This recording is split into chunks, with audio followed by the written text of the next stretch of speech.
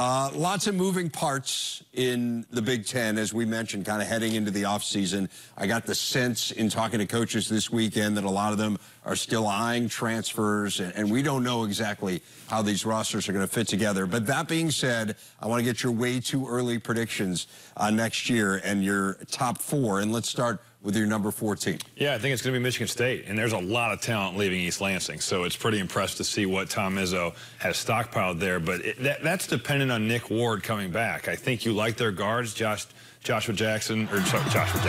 Langford, Cassius Winston, really some good pieces there for Tom Izzo to work with, also a nice recruiting class coming in as well. Yeah, again, as you said, though, that Ward decision will be huge for them. So Michigan State at number 4, who do you like at number 3? I'm going with Nebraska.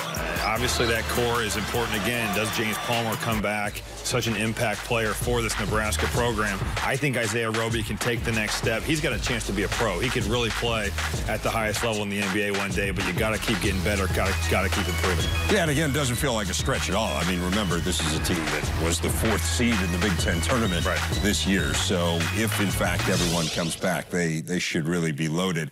I know next you like Maryland, but of course there are the questions about Fernando. Yeah, and that all depends on it. Does Bruno Fernando come back? Also, I think Jalen Smith is a guy that's going to be a huge impact freshman in our conference next season.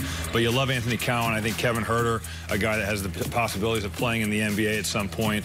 Really love the fact that he can just make shots, but it all depends on that guy right there. Just a dominant post presence. Bruno Fernando needs to come back for this Maryland team to reach that number 2 spot. You mentioned Jalen Smith, McDonald's All-American, a lot expected out of him. And finally, number 1? Well, it's Michigan, but that's all dependent on Mo Wagner and Charles Matthews' decisions. If they do come back, you think Jordan Poole, probably a guy that could elevate himself to be one of the best players in our conference.